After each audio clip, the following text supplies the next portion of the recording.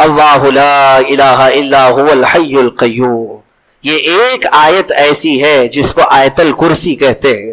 ایک آیت ہے پوری، اور اس کے متعلق فضائل اتنے آئے ہیں کہ اللہ تعالیٰ نے اپنے رسول کو خاص تحفے کے طور پر آیت الکرسی عطا فرمائے. جو آیت الکرسی پڑھ لیتا ہے وہ ساری بلاؤں سے محفوظ ہے. رات کو اگر پڑھ کر کے سویا تو اس کا گھر جلنے سے محفوظ، جلنے سے، چوری ہونے سے محفوظ. بلکہ آیت الکرسی پڑھنے والے کے متعلق یہ بھی ہے کہ اگر ہر فرض نماز کے بعد کسی کی عادت ہے کہ وہ آیت الکرسی پڑھ لیا کرتا ہے ہر فرض نماز کے بعد، تو فرمایا گیا کہ جب اس کی روح نکلنے کا وقت آئے گا، اس کی روح نکلنے کا وقت آئے گا تو ایسا ہوگا کہ اس کی روح ادھر نکالی جا رہی ہوگی، ایک قدم دنیا میں ہوگا، دوسرا قدم جنت میں ہوگا. اور اس کی روح قبض کرنے کے لیے بھی یہ حکم آیا کہ اتنی آسانی کے ساتھ اس کی روح نکالی جائے گی کہ اسے اندازہ بھی نہیں ہوگا، پتہ بھی نہ چلے گا. آیت الکرسی پڑھنے کی عادت ڈالو، حفاظت کے لیے بھی، اور جو اللہ رب العزت سے بے پناہ محبت کرنا چاہتا ہے، اپنے رب سے بے پناہ محبت کر کے قریب ہونا چاہتا ہے، اسے آیت الکرسی کا ورد ضروری ہے. وہ جس قدر آیت الکرسی پڑھے گا مولا تعالیٰ اتنا قریب اس بندے کو کرتا جائے گا. اور ایک بات یاد رکھ لیں، الحمدللہ بچپن سے ہمیں بھی یہ عادت ہے، آیت الکرسی پڑھنے والے کی ایک اور فضیلت ہے کہ اسے پھر دوسری کرسی کی لالچ بھی نہیں آئے گی. ہاں، کرسی والوں کو میں یہ کہتا ہوں آیت الکرسی پڑھا کرو تاکہ یہ نحوست دل سے نکل جائے. یہ کرسی، وہ کرسی، وہ کرسی، یہ کرسی، کب تک کرسیوں کے پیچھے چلو گے؟ جس کے پاس آیت الکرسی ہو، جیسے دیکھو اجمیر کے خواجہ کی کرسی آج تک کوئی نہیں ہلاتا، کوئی نہیں ہلاتا، اور اس کرسی کے لیے کبھی الیکشن بھی نہیں ہوتا. ہماری بات ہمارے اور 100 نسلیں بھی آئیں گی، ہندوستان کا بادشاہ وہ نسلیں غریب نواز کو ہی سمجھا کریں گی. کیوں؟ وہ آیت الکرسی والے بادشاہ ہے. لہذا ہے سنی مسلمانوں، آیت الکرسی کا ورد رکھو. یہ کرسیوں کی لالچیں بھی بہت خطرناک ہوتی ہیں، بسا اوقات انسان کو کافر بنا دیتی ہیں، بسا اوقات انسان کو گمراہ کر دیتی ہیں. ہم نے دیکھا ہے اولیاء اکرام کی تعلیم میں، اولیاء اکرام جب کسی کی تربیت کرتے ہیں نا تصوف میں، تو تربیت میں سب سے پہلے وہ 2 چیزوں کو مارتے ہیں. پہلی چیز یہ ہے کہ کھانے میں لالچی نہ ہو، بہت زیادہ کھانا بند کر دو. اگر کسی ولی کے دربار میں تربیت لینا ہے تو پہلی تربیت وہ یہ کرتے ہیں کھانے پر کنٹرول. اور دوسری تربیت کسی بھی مقام، مرتبے، منصب اور کرسی کی لالچ ہرگز نہیں. کوئی عمل اس لیے نہیں کرے گا کہ مجھے یہ مقام ملے، دنیاوی منصب ملے. اسی لیے میرے آقا صلی اللہ تعالی علیہ وسلم نے بھی ارشاد فرمایا کہ دنیا طلب کرنے والا اگر علم دین بھی حاصل کرے گا تو ایسا ہی ہے جیسے خنزیر کے گلے میں موتیوں کا ہار ڈالا جائے. حب جاہ، حب مال، حب مقام، حب منصب، یہ بری خصلتیں ہیں. اللہ ان تمام چیزوں سے ہمیں محفوظ رکھے. من رکع فرفع، حضور نے فرمایا جو جھک گیا اللہ اسے بلند کرتا ہے، اور جو اکڑ گیا اللہ اسے ہمیشہ ذلیل کرتا. تو یہ کرسیاں ہی ہیں جو اکڑ پیدا کرتی ہیں. آیت الکرسی کا ورد ہمیشہ رکھو، بہت ساری چیزوں سے تمہیں محفوظ کر دے گی. اخلاق تصنع جس کو کہتے ہیں، تکلف کے ساتھ بہت سارے لوگوں کے ساتھ آ سکتی، لیکن حقیقت میں جس انسان کی طبیعت میں یہ 2 چیزیں ہونی چاہیے وہ کب سمجھ میں آتی ہیں؟ اس وقت مولا علی کرم اللہ وجہہ الکریم نے فرمایا کسی انسان کو اس کی حقیقت دیکھنا ہو تو غصے کے عالم میں اسے دیکھو. وہ اپنے آپے سے باہر ہوتا ہے یا اپنے مزاج کے خلاف کس طرح بات کو سن کر کے تحمل رکھتا ہے. سب سے بڑا پہلوان وہ ہے جس نے اپنے غصے کو کنٹرول کیا اور اپنی زبان پر قابو پا لی. ورنہ یہ وہ لمحہ ہے جب انسان پھٹ پڑتا ہے، جو دل کے اندر ہے سب کہہ جاتا ہے. آپ کو میں بتاؤں، نبی کریم صلی اللہ تعالی علیہ وسلم کے عظیم اخلاق، بخاری شریف کی حدیث ہے، حضور مسجد نبوی میں تشریف فرما ہے. اس وقت مسجد نبوی، آج ہو سکتا ہے آپ کے ذہن میں جو امیج ہے مسجد نبوی کی، بہت بڑی عالی شان مسجد، لیکن وہ زمانہ نبوی میں اس طرح کی نہیں ہے. کچی دیواریں تھی، اوپر چھپر کے چھت پڑے ہوئے تھے اور مٹی کی زمین تھی. یہ مسجد نبوی کی شکل اس زمانے میں حضور اکرم صلی اللہ تعالی علیہ وسلم اپنے صحابہ کے ساتھ بیٹھے ہیں. ایک دیہات کا رہنے والا شخص آیا. ایک بات یاد رکھیں کہ دیہات میں، گاؤں میں رہنے والوں کے اخلاق اور تمیز میں بڑا فرق ہوتا ہے. ان کے ہاں آداب کی کمی ہوتی ہے، وہ شخص آیا اور مسجد نبوی میں آ کر حضور صلی اللہ علیہ وسلم سے کچھ بات چیت کیا اور تھوڑی دیر کے بعد مسجد میں ہی کھڑے ہو کر پیشاب کرنا شروع کیا۔ بخاری شریف میں یہ حدیث موجود ہے۔ جب مسجد نبوی میں کھڑے ہو کر پیشاب کرے تو صحابہ اکرام سب دیکھ کر کے دوڑانے لگ گئے، خذوہ خذوہ، پکڑو اس کو پکڑو اس کو، اور صحابہ دوڑاتے تھے، وہ پیشاب کرتے ہوئے بھاگتا تھا پوری مسجد۔ نبی پاک صلی اللہ تعالی علیہ وسلم نے فرمایا دعوہ، چھوڑ دو اس کو، کر لینے دو، پیشاب کر رہا ہے مسجد میں، چھوڑ دو اس کو۔ جب وہ صحابہ اکرام حضور کا حکم سنتے ہیں سب پیچھے ہٹ گئے۔ تھوڑی دیر کے بعد نبی کریم صلی اللہ تعالی علیہ وسلم نے صحابہ سے فرمایا پانی کے ڈول بھر کر کے لائے جائیں۔ صحابہ سے ہی منگوایا، پانی کے ڈول بھر کر کے لائے گئے اور مسجد نبوی کے میدان میں فرش پر بہایا گیا اور صاف کیا گیا۔ اب وہ شخص نہایت ہی ڈرا سہما کھڑا تھا، میرے ساتھ کیا ہوگا پتہ، میں نے پیشاب کیا، اب مجھے یہ لوگ قتل کر ڈالیں۔ نبی کریم صلی اللہ تعالی علیہ وسلم نے قریب بلایا اور فرمایا، نہایت نرم گفتگو کے ساتھ حضور فرماتے ہیں یہ اللہ کا گھر ہے، یہاں پیشاب نہیں پیشانیاں رکھی جاتی، بس یہ جملہ ہے، بخاری شریف میں موجود ہے، یہاں عبادت کی جاتی ہے۔ اتنا کہہ کر رخصت ہو گئے، رخصت کر دیا۔ وہ دیہات سے آیا ہوا جو نوجوان تھا یا شخص تھا، باہر نکلتے ہی وہ کلمہ طیبہ پڑھ کر حضور کی غلامی میں شامل۔ میں نے وہ بلند عالی اخلاق نہیں دیکھے۔ نبی کریم صلی اللہ علیہ وسلم کے بارے میں قرآن کہتا ہے فَبِمَا رَحْمَةٍ مِّنَ اللَّهِ لِنْتَ لَهُمْ، اللہ کی رحمت سے آپ لوگوں کے لیے نرم ہیں، اس لیے لوگ آپ کے ارد گرد لگے ہوئے رہتے ہیں۔ وَلَوْ كُنْتَ فَظًّا غَلِيظَ الْقَلْبِ لَانفَضُّوا مِنْ حَوْلِكَ، اے رسول اگر آپ سخت دل ہو جائیں تو پھر یہ سب چھٹ جائیں گے، آپ سے دور ہو جائیں گے۔ اس رسول کے لیے جب کہا گیا ہے کہ اگر آپ سخت ہو جائیں تو لوگ چھوڑ کر کے دور ہو جائیں گے، تو ہمارے اور آپ کے لیے کس قدر لہجے کی پابندی ضروری ہے۔ ہاں عزیزان گرام وقار، اپنی گفتگو، اپنے کلام، اپنی بات چیت سے آپ اپنے سلیقے بتاتے ہیں۔ گالی گلوچ کرتے ہوئے جن کی صبح شامیں ہوتی ہیں ان کو دیکھ کر کے ہی پہچان میں آ جاتا کس گھر سے یہ تعلق رکھتا ہے، کہاں ان کی تربیت ہوئی ہے، کس طرح ان کے آداب سکھائے گئے۔ اسی لیے میرے عزیزوں، بچوں کو آوارہ بھی نہ چھوڑ دینا کہ وہ اپنی زبان گلی کوچوں سے سیکھ کر کے جائیں۔ کل کو ہوگا یہ کہ اس کی زبان کی وجہ سے لوگ تمہیں تان و تشنیع کریں گے، اس کا باپ ایسا ہوگا اس لیے بچہ ایسا ہے، اس کی ماں اس طرح ہوگی اس لیے اس کی گفتگو ایسی ہے، کیونکہ موسٹلی زیادہ طور پر بچے اپنے ماں باپ کے اخلاق کو نقل کرتے ہیں، ٹرانسفر ہوتی چلی جاتی ہیں۔ ایک بار حضور اکرم صلی اللہ تعالی علیہ وسلم مسجد نبوی سے باہر نکل کر جا رہے ہیں۔ توجہ میرے عزیزو، اخلاق کہاں دکھانے چاہیے اور ہماری بات چیت کے انداز ہمیں کہاں ہونا چاہیے میں آپ کو بتاؤں۔ حضور تشریف لے کر جا رہے ہیں، صحابہ اکرام کھڑے تھے حضور کے اطراف۔ مدینہ طیبہ کی ایک بوڑھی خاتون جس کا ذہنی توازن کھویا ہوا ہے، یعنی وہ دماغی طور پر ڈسیبل ہے، اور وہ آئی جا رہی تھی۔ لوگ جب بھی اس کو دیکھتے راستہ کاٹ لیتے، وہ جس کو بھی پکڑتی تھی سنانا شروع کرتی تھی، جو منہ میں آئے بکنے لگ جائے، اور لوگوں کو تنگی محسوس ہونے لگتی۔ صحابہ نے دیکھا کہ یہ عورت آ رہی ہے، حضور کی طرف آ رہی ہے، سب نے حضور صلی اللہ علیہ وسلم کو گھیر لیا، اس کا راستہ روکنے کے لیے اب آئے گی، اور نبی کریم صلی اللہ علیہ وسلم کے پاس اگر زبان درازی کرنے لگ جائے، پاگل عورت ہے، اور بک بک کرنے لگ جائے، حضور پاک صلی اللہ علیہ وسلم کے ادب میں کہیں کمی نہ آ جائے۔ صحابہ کا یہ ہمیشہ اہتمام رہتا۔ حضور اکرم صلی اللہ علیہ وسلم نے دیکھا تو صحابہ سے کہا ہٹ جاؤ، اس کو آنے دو، ہٹ جاؤ، اس کا راستہ چھوڑ دو۔ صحابہ نے کہا یا رسول اللہ صلی اللہ علیہ وسلم، اس کا ذہنی توازن ٹھیک نہیں ہے، دماغی طور پر وہ عورت ٹھیک نہیں ہے، وہ آئے گی اور لمبی باتیں کرتی ہے، لا یعنی باتیں کرتی ہے، کہیں آپ کی شان پاک میں کوئی گستاخی نہ ہو جائے۔ صحابہ روک رہے تھے، حضور پاک صلی اللہ علیہ وسلم نے سختی سے فرمایا، ارشاد فرمایا ہٹ جاؤ، اس کا راستہ چھوڑ دو، مجھے پتا ہے پورے مدینے میں اس کی کوئی نہیں سنتا، میں بھی نہ سنوں تو کس کو سنائے، اگر میں بھی نہ سنوں تو وہ کس کو سنائے۔ یہ میرے مصطفیٰ کریم صلی اللہ تعالی علیہ وسلم کے دربار عالی جاہ کی وہ بلند اخلاق کریمانہ کی ایک مثال ہے، جس کو خود میرے آقا نے فرمایا بعثت لأتمم مکارم الاخلاق۔ عزیزان گرامی وقار، لوگوں کے آج حالات ایسے ہیں کہ اچھے لوگوں کے ساتھ اخلاق الگ دکھائے جاتے ہیں، چھوٹے لوگوں کے ساتھ اخلاق الگ دکھائے جاتے ہیں، سٹیٹس کا آدمی ہو تو اس کے ساتھ ملنے کے طریقے الگ ہیں، اور غریب کوئی آ جائے، فقیر کوئی آ جائے تو اس سے ملنے کا انداز الگ ہو جائے۔ یہ نہ ہو، یہ ہم سب کے لیے نصیحت ہے۔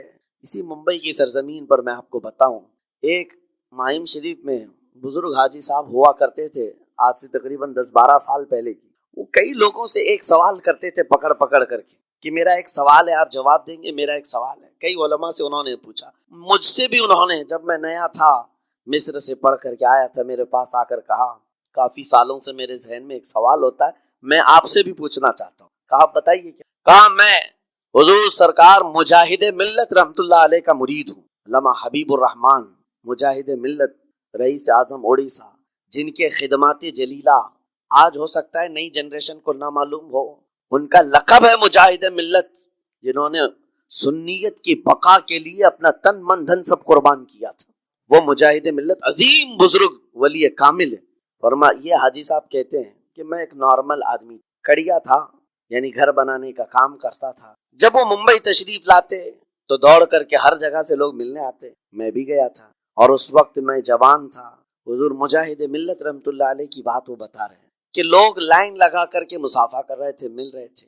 جب مل رہے تھے تو پھر میرا نمبر آیا، میں ملنے کے لیے گیا. بزرگوں کے سب ہاتھ چومتے ہیں، یہ ہمارے سنیوں کے طریقے ادب، علماء ذوی الاحترام کے ہاتھوں کا بوسہ لینا یہ مستحسن ہے، یہ ہمارے آداب میں سے، معمولات اہل سنت میں سے. تو جب سب لوگ ان کے دست بوسی کر رہے تھے، ہاتھ چوم رہے تھے، میں بھی قریب گیا، اور جب میرا نمبر آیا میں ہاتھ چومنے کے لیے گیا تو انہوں نے میرا ہاتھ لے کر خود ہی چوم لیا. وہ بزرگ عالی جاہ ولی کامل جن کو دنیا مجاہد ملت کہتی ہے، میرا ہاتھ انہوں نے چوم لیا.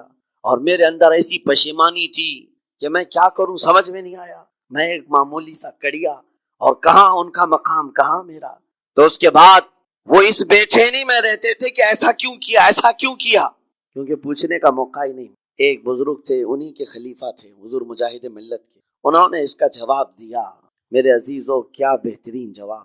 حضرت مجاہد ملت رحمت اللہ تعالی علیہ یہ چاہتے تھے کہ ہزاروں لوگ ہماری تعظیم کرتے ہیں تو کہیں ہمارے دماغ میں بادشاہت کا خیال نہ آئے، ہم غریب اور فقیر کا ہاتھ چوم کر اپنے نفس کی مخالفت بھی کرتے ہیں. اخلاق کریمانہ دکھانے کے لیے اسٹیٹس والوں کے ساتھ ہی نہیں، غربا فقراء کے ساتھ بھی وہ اخلاق ہو. نبی کریم صلی اللہ تعالی علیہ وسلم کے وہ آداب آج اگر آپ اپنا لیں، بہت ساری کڑوی چیزیں ویسی ختم ہو جائیں. آج ممبئی کی سرزمین پر سب سے بڑا یہ چیلنج ہے بات کرنے میں. نوجوانوں کے تو آج پارے چڑھے ہوئے ہوتے ہیں، ان سے کوئی بھی بات کر لے، جس تیور میں یہ بات کرتے ہیں ایسا لگتا ہے کہ ابھی لڑائی ہو جائے گی، ابھی جھگڑا ہو جائے گا. اس کی عادت سی بن گئی ہے. آپ کو پتا ہے فرمایا گیا، عربی کا قول ہے جراحت السنان لها التیام ولا یلتام ما جرح اللسان. تلوار سے، چاقو سے دیا ہوا زخم سوکھ سکتا ہے، زبان سے دیا ہوا زخم کبھی نہیں سوکھتا. زبان سے دیا ہوا زخم نہیں سوکھتا. بولنے سے پہلے 1000 بار اس بات کو خیال ہونا چاہیے کہ میں جس کو بول رہا ہوں کہیں اس کا دل چھلنی تو نہیں ہو جائے. میری زبان یہ ہوتی 50 گرام کی چھوٹی زبان ہے، لیکن بڑے بڑے لوگوں کے کلیجے چیر کر رکھتی ہے، بڑے بڑے لوگوں کے دلوں میں سوراخ کر کے رکھتی ہے، زخمی کر کے رکھتی ہے. اس کا استعمال اسی لیے روایت میں ملتا ہے کہ جب انسان صبح کرتا ہے تو سارے اعضاء، ہاتھ پیر آنکھ کان ناک، سارے اعضاء سب سے پہلے زبان سے یہ عرض کرتے ہیں، اس کی پناہ مانگتے ہیں، کہتے ہیں آج تو صحیح سلامت رہے گی تو ہم سب صحیح سلامت رہیں گے، اور اگر تو پھسل گئی تو عذاب ہم پر بھی ہوگا. زبان بولتی ہے، مار کسی اور کو پڑتی ہے. کوئی زبان کو مارتا نہیں ہے، گالی زبان دیتی ہے، لیکن مار کبھی پیٹھ پہ پڑتی ہے، سر پہ پڑتی ہے، ہر جگہ پڑتی ہے. تو یہ زبان نبی کریم صلی اللہ تعالی علیہ وسلم نے ارشاد فرمایا، من یضمن لی ما بین لحیتیہ وما بین. حضور پاک صلی اللہ تعالی علیہ وسلم فرماتے ہیں جس نے 2 چیزوں کی ضمانت مجھے دے دی، حفاظت کی، میں اسے اضمن لہ الجنہ، میں اس کو جنت میں لے جانے کی ضمانت دیتا ہوں. 2 چیزیں کیا ہیں؟ حضور فرماتے ہیں ایک 2 جبڑوں کے بیچ میں جو موجود زبان ہے اس کی حفاظت کر لے، اور 2 رانوں کے بیچ میں جو شرمگاہ اس کی حفاظت کر لے. یہ 2 چیزیں جس نے بچا لیا میں اس کو جنت میں لے جانے کی ذمہ داری دیتا ہوں، ضمانت دیتا ہوں. اس کا کتنا بڑا کردار ہے، یہ زبان کا کتنا بڑا کردار ہے. اور حضور نے ایک بار پکڑ کر کے فرمایا تھا، زبان کو پکڑ کر کے کہا تھا یہ وہ زبان ہے جو انسان کو جنت میں بھی لے جاتی ہے اور دوزخ میں بھی لے جاتی ہے. کلمہ کس سے پڑھتے ہیں آپ؟ لا الہ الا اللہ، زبان ہی سے تو پڑھتے ہیں، اسی کلمے نے آپ کو جنت تک پہنچایا. اور کافر جو کفر کرتا ہے وہ بھی زبان سے ہی کرتا ہے، اور زبان اسے ہمیشہ کی دوزخ میں لے جاتی ہے. اس زبان کو چلانے سے پہلے 1000 بار سوچ لیں کہ آج لہجوں کی سختیاں بڑھتی چلی گئیں. اور آپ کو پتا ہے قرآن پاک میں رب تعالیٰ نے یہ فرمایا وَلَا تَقُلْ لَهُمَا أُفٍّ وَلَا تَنْهَرْهُمَا. والدین کے بارے میں بچوں کو کیا کہا گیا؟ ان کو اف تک نہ کہو. لیکن زبان جب کھلتی ہے نا، ماں باپ کے خلاف نوجوانوں کو ہم نے دیکھا ہے گالی گلوچ کرتے ہوئے اور اتنی بری باتیں کہتے ہوئے، معاذ اللہ. عزیزان گرامی وقار، حضور نے تو یہ فرمایا جس نے پلٹ کر کے اپنے ماں اور باپ کو سخت لہجے میں بات کیا یا ان کی نافرمانی کی، حضور فرماتے میرا دل چاہتا ہے کہ اس کے گھر کو آگ لگا دوں. اس لیے اس بات کو ہمیشہ یاد رکھیں، تمہارے لہجے کی سختیاں کسی کو زخمی کر دیں تو آخرت خراب ہو جائے گی، آخرت خراب ہو جائے گی. حضرت علقمہ رضی اللہ تعالیٰ عنہ، حضور کے صحابی، حضور صلی اللہ علیہ وسلم کے صحابی، آخری وقت آ گیا تھا لیکن زبان نہیں کھلتی تھی. ان حضور پاک صلی اللہ علیہ وسلم کے پاس سفارش لائی گئی کہ آپ کے وہ ساتھی ہیں انتقال کر رہے ہیں لیکن زبان پر کلمہ بھی نہیں آتا. حضور تشریف لائے، دیکھا، پوچھا گھر میں ان کے کون کون ہے؟ کہا بیوی ہے اور ماں. ماں کو بلایا اور کہا علقمہ کے بارے میں کیا کہتی ہو، کیسا تھا؟ کہا بہت اچھا، پرہیزگار، عبادت گزار، سارے نیکوکار یہاں اس کے اندر ہیں.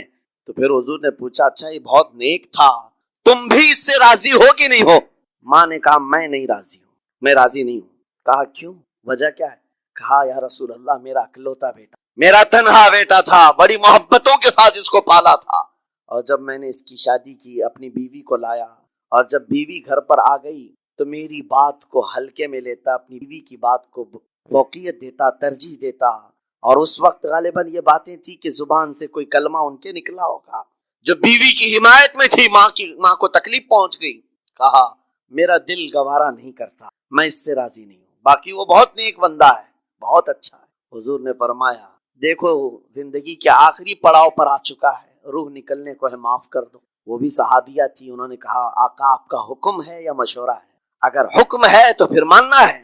حضور نے فرمایا نہیں حکم نہیں، مشورہ ہے. کہا مشورہ ہے تو پھر دل نہیں چاہتا، دل نہیں چاہتا. حضور نے فرمایا صحابہ سے کہ لکڑیاں جمع کرو، آگ لگاؤ اور انہیں اٹھاؤ آگ میں. آگ دہکائی گئی تو ماں کی ظاہر سی بات ہے ممتا بے چین ہو گئی. کہا ان کو میرے سامنے آگ میں ڈالیں گے؟ کہا ہاں، اس سے بہتر ہے کہ وہاں جلے گا یہاں جلے.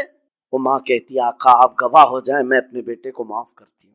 ادھر معاف کیا، ان کی زبان پر کلمہ طیبہ جاری ہو. میرے عزیزو یہ بتانا مقصود اس لیے ہے کہ زبان سے دیے ہوئے زخم خواہ والدین کو ہو، یہ معمولی نہیں ہوتے. ہو سکتا ہے آخری وقت تمہاری زبان بند ہو جائے اور کلمہ طیبہ بھی نہ جاری ہو، زبان کھلنے بھی نہ لگے، یہ حالات آ جائیں گے. اس لیے اپنی زبان کا کنٹرول برقرار رکھو. کس سے کیا کہنا ہے، ابھی میں اس کا دوسرا پارٹ بھی بتاتا ہوں زبان کے استعمال کا. یہ نرمی لہجے کے اندر ہونا بہت ضروری ہے، لیکن کچھ جگہوں پر سختی کی اجازت ہے، لیکن وہ مقامات الگ ہیں. نرم لہجہ حضور پاک صلی اللہ تعالی علیہ وسلم کے فرامین میں سے ہے. ایک بات بڑی، بغداد مقدسہ میں نے ایک ولی پاک کی زیارت کی، ان کے آستانے پر بھی میں ابھی بیان کیا تھا. حضرت بہلول دانا مجذوب بزرگ تھے اور بغداد کی گلیوں میں کہیں پر بھی بیٹھ جاتے تھے، اور جو جانکار تھے وہ سمجھتے تھے اللہ والا بندہ ہے. مجذوب کس کو کہتے ہیں؟ جس کی یاد الہی میں عقل فنا ہو گئی، ختم ہو گئی، اللہ کے ذکر میں اور اللہ کی یاد میں اپنے آپ کو فنا کر دیا ہے.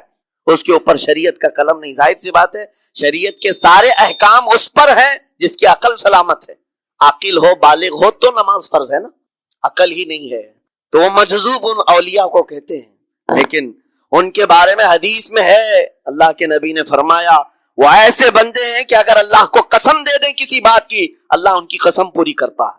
وہ بہلول دانا بیٹھے ہوئے تھے. بغداد کا ایک مشہور تاجر تھا لیکن خستہ حال تھا، بہت نقصان اٹھا چکا تھا، خسارے میں چل رہا تھا، بزنس پورا لاس میں، اور وہ پریشان حال بہلول دانا کے پاس آیا، گڑ گڑایا، کہا کہ حضور مجھے بچا لیں، رحم کر لیں، میں تاجر ہوں، لٹ گیا ہوں، لاس میں ہوں، کچھ آپ فرما دیں، میں کیسے اس بھور سے نکلوں. بہلول دانا نے دیکھا، کہا ٹھیک ہے کچھ پیسے بچے؟ کہا ہاں ہے، وہ بس اتنا سرمایہ ہے کہ مال لیتا ہوں پھر بیچ دیتا ہوں، نفع نہیں ہوتا. بہلول دانا نے کہا ایک کام کر، کالا کپڑا جتنا ملتا ہے سب خرید لے، پورے شہر سے کالا کپڑا جہاں جہاں مل جائے سب لے کر اسٹاک کر لے. کہا جی حضور آپ نے جیسا فرمایا. گیا جتنا سرمایہ تھا سب لگا دیا، کالا کپڑا خرید کر ایک جگہ اسٹاک کر. اللہ والے کا حکم تھا. لیکن ہوا یہ کہ بغداد کا معمول تھا، 8 دن گزرے نہیں تھے کہ وہاں وقت کے حاکم کا انتقال ہو. اور جب حاکم کا انتقال ہوتا تو شہر کے جتنے بڑے لوگ ہوتے، رئیس لوگ، وہ اس کے سوگ میں، اس کے غم میں کالا کپڑا پہنتے تھے. اور کالا کپڑا سوائے اس تاجر کے کسی کے پاس نہیں تھا. اور سارے بڑے لوگ پیسوں سے اس کے پاس کالا کپڑا خریدنے آئے. یہ منہ بولے قیمت پر، جیسے تیسے جتنی قیمت پر بولے سب خرید کر لے جاتے. اور پل بھر میں، ایک دن کے اندر وہ بہت بڑا کروڑ پتی بن گیا، بہت مال آ گیا. یہ بات یاد رکھیں، اللہ مال دیتا ہے، اس کے بعد پھر آزمائش بھی ہوتی. مال اتنا آ گیا، اب لے کر کے مستیاں تھی. چند دن گزرے، ظاہر سی بات ہے مال کو بڑھانے کی تمنا ہر ایک کی ہوتی ہے. کوئی یہاں پر اینڈ کرنے والا نہیں ہے دنیا میں، چاہے اس کا بزنس اربوں پر بھی پہنچ جائے، اسے آگے پہنچنا ہے. چند دن گزرے تھے، 8-10 دن.